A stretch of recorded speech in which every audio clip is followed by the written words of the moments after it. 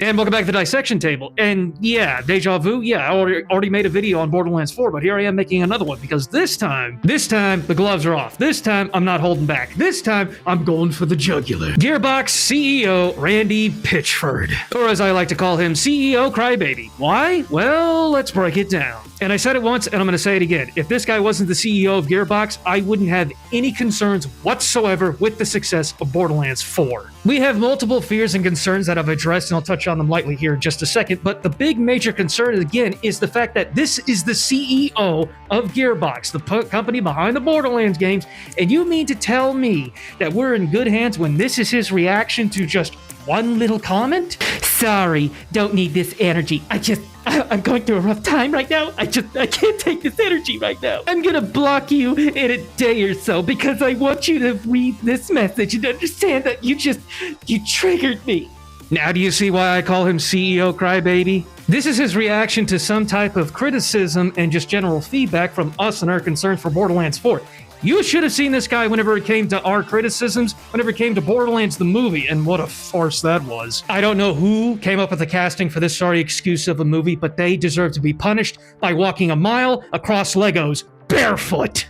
I said it from the very beginning. What we really needed was an anime-styled adaptation of Borderlands in terms of a movie. Sorry about that, we broke off into a little bit of a tangent there. But yeah, even sensitive Crybaby CEO himself was, well, being just that, a crybaby, even when it came to feedback and criticism of Borderlands the movie. This is a man-child who is at the center of a nightmare involving the original voice actor of Claptrap. And that very same voice actor was actually one of the original writers for the Borderlands universe. And then after him being let go by Gearbox, we got Borderlands the pre-sequel, then Borderlands 3, and then we just kind of saw this very steadily, very not so subtle crash in terms of, well, the writing. A man-child, a clan that was also at the center of a nightmare involving something with this flash drive.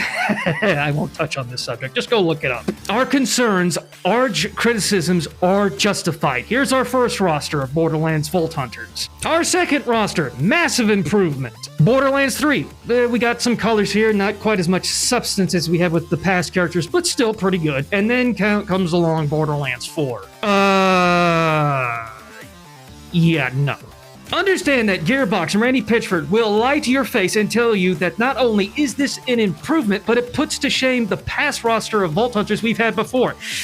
Yeah, bullshit. Borderlands games are writers who gave us one of video games' more iconic villains, such as Handsome Jack. I said it before, he makes his round on people's top 10 most iconic video game villains for a good reason. He's memorable, he's impactful, and even occasionally kind of funny. And our games, our Borderlands titles, they're only improving. This was not an improvement. This was a disgrace. This was a mistake. Shameful, disgraceful. Is he dabbing? In terms of visuals, gameplay, mechanics, Borderlands 4 will no doubtedly be the best in that regard when it comes to the franchise. However, the story, the characters, just the overall plot when it comes to Borderlands 4, this is our justifiably big concern that we have when it comes to Borderlands 4. Especially when Gearbox, unfortunately, has a crybaby clown in the CEO's chair.